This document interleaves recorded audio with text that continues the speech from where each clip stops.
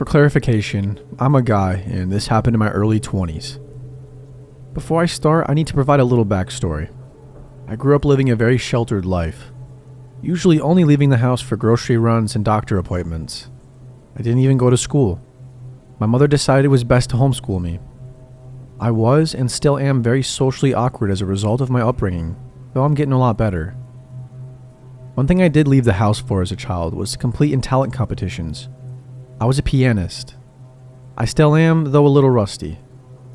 I had a newspaper article published for me once to advertise a fundraising concert I was holding at my local church. I needed funds to go to a competition 1,500 miles away. In the article, the journalist recorded a quote for me. She had asked what I thought of my talent, and being a child in a Christian house, I replied, "It's not my talent, God let me borrow it." Fast forward to adulthood, I was eager to leave the house and to get out on my own. I decided to get my commercial driver's license so I could get out and see as much of the world as I could. Besides driving long hours and the occasional night of having trouble finding a halfway decent place to park at the end of the day, I enjoyed it all. One night I was pulling into a truck stop to park for the night. As I was taking my dog out to do his business, I passed by the truck next to mine. It had its driver's side window down, and the driver was sitting in the driver's seat. He called out to me as I passed him, complimenting that he liked my dog and asked if he was friendly. I thanked him and I informed him that my dog was shy of strangers. Being that I sat in a truck all day with no human interaction, besides the occasional honk and a guy flipping me off for being slow, I longed for conversation and I told him I would be right back. A few minutes later, after putting my dog in my truck, I walked over to talk to my parking spot neighbor. We chatted for a while, with him in his chair and I sitting on the top step on the side of his truck. After about 20 minutes, he asked me if I noticed that his arm had bumped mine 7 times. My arm was on top of his armrest as I clung to the side of his truck. This surprised me. I had not noticed it at all. Thinking back on it, I believe he was testing to see how situationally aware I was. I told him I had not noticed. It was cold outside, considering it was the middle of winter, so he invited me to sit in his truck to continue our conversation. This is where I should have had alarm bells ringing in my head, but growing up so sheltered, I was too trusting of people, so I entered. We continued to talk, though the conversation started crossing lines, with questions that were too personal for me. He was asking me stuff like, "What's your phone number? Who are your parents? What were your grandparents' full names? And where do you live?" etc. Regretfully, I answered him, but thankfully I had the sense to at least not give him my address. We had also swapped seats during the conversation. First, he had moved to the passenger seat so I could sit in the driver's seat. Then we swapped to where I was in the passenger seat and he was in the driver's seat. Conversation started to take an even weird and creepier turn. After all those questions, he asked, "Did you notice that my eyes don't have any color?" His eyes were a black color, just 2 black orbs surrounded by the white of his eyes. I later looked this up on Google. There is apparently a rare condition that causes someone's eyes to be so dark brown that they appear black. This is where I started to feel very uneasy. He started talking about my childhood, and this is where he said something that disturbed me the most. "Didn't you have a talent as a kid?" I said yes, and that I played the piano. That's when he replied, "Wouldn't that be a lie since you only borrowed it?" I had not mentioned to him anything about that article, and the city it was from was way too small to be noticed by someone that lived so far away. We were like 2,000 miles away from my hometown. I was ready to get out of there. I was trying to think of how to excuse myself without arousing suspicion. He started trying to convince me to ride with him to his next delivery and to just leave my truck where it was, that he would bring me back the next day. I declined. He then asked if I would come visit him at his home. Again, I declined. It had been a while now, so I decided to tell him I needed to take my dog out to do his business again, so he didn't go in my truck. I exited his truck and took my dog out again, but this time when my dog was done, I went back to my truck and locked the doors. I also tilted both seats forward so it would be difficult for him if he tried entering my truck, buying me time if I needed. The next morning he was gone. I continued on my day, relieved that I was away from him. A few hours later he called me. "So why did you tilt your seats forward last night?" I told him it was to keep my dog from jumping on them. continued to talk to me, though I kept my answers short this time. I blocked his number after he hung up and later decided to change my phone number. I know I was lucky that it didn't go farther than a creepy conversation. I'm more careful now about who I talk to and where I am. Moral of the story, be careful everyone. Never get into a stranger's vehicle, no matter how friendly and innocent they seem. I've learned my lesson.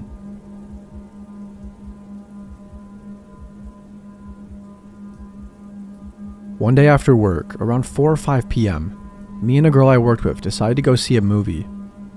It was a rough shift, and her and I felt like a movie would be nice. She asked if we could stop by her house so she could change clothes from our work uniform. I said that's fine, since it was maybe 5 minutes away tops. We stayed at her house for a bit and we ate a quick snack. Then we got in my car. She asked if we could stop by the gas station by her house so she could grab a Red Bull. Once again, I was fine with that because it was near her house. So I drove us to the gas station, and the only parking was on the side of an abandoned car wash next to the gas station.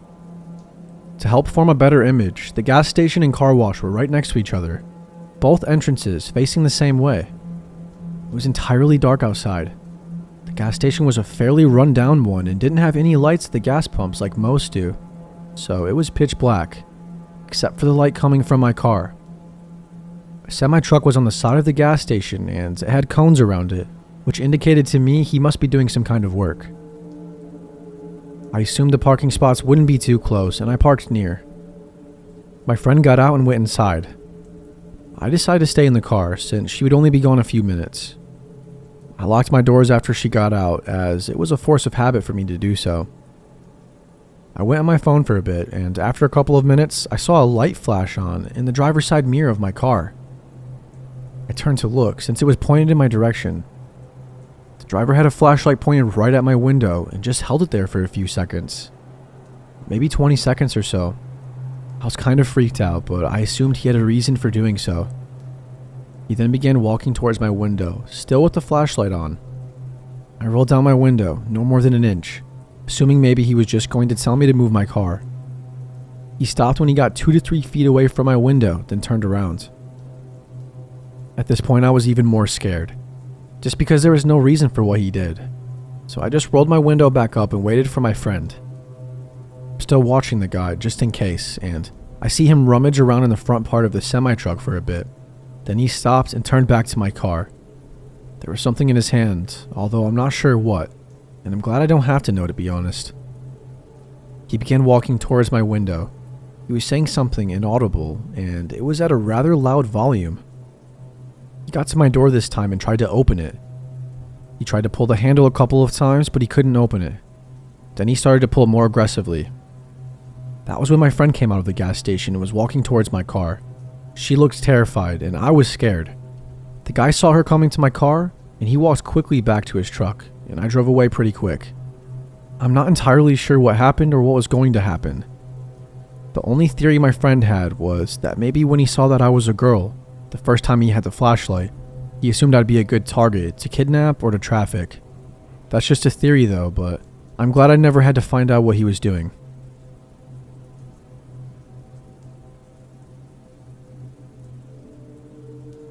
Okay, so this happened to me last night.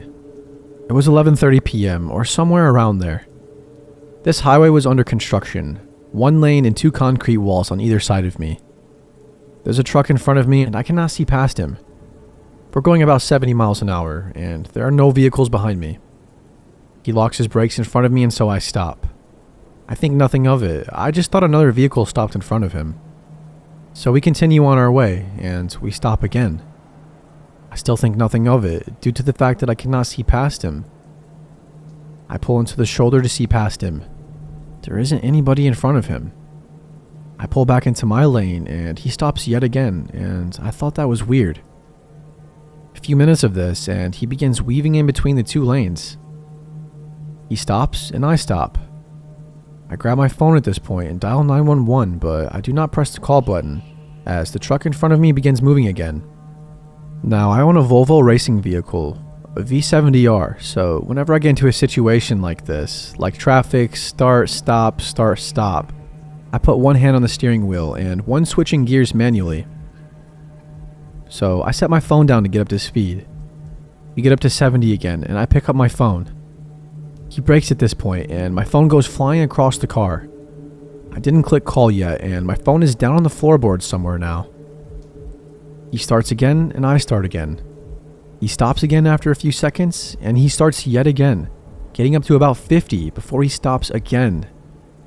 At this point, I think that if there's a car behind me, and if they rear end me, I'll go underneath this truck in front of me, and that scared me quite a bit. Now I understand that you are wondering why I didn't pass him. I attempted it multiple times, and he immediately picked up speed and crossed into the lane I was attempting to pass him in. He starts again, and I start again. We get up to 70. I gain the courage to finally pass him, and I get halfway up his truck, about 3/4 of the trailer I pass, before he rapidly turns to the right. Not slowly and gradually, but quite fast. So I slam on my brakes, and I cannot slow any faster. If he hits me, I go into the concrete wall and go airborne, so I'm trying to avoid that the best I can. I'm now about an inch away from taking out my left mirror. I was that close to the wall. His back tires just barely missed me. They were a couple of inches away. Thank God I hadn't gone any faster, and thank God I didn't make it any closer to the cab, for if I did, I wouldn't have been able to type this up. I'm quite sure that his goal was to kill me. I passed him about a minute later because the highway finally split into 3 lanes.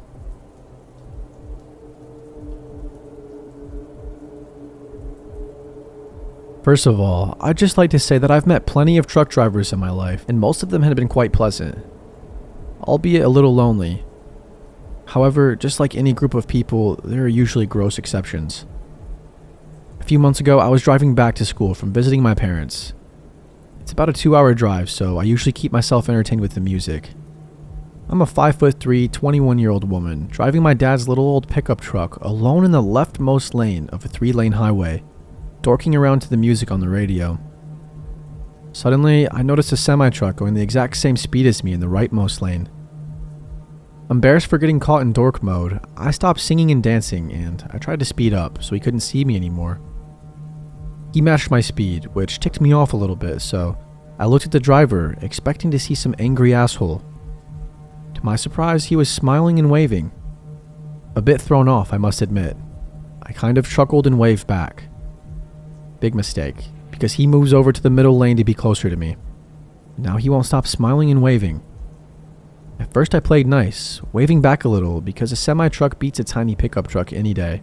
But I was mostly focusing on getting out of this guy's field of vision safely.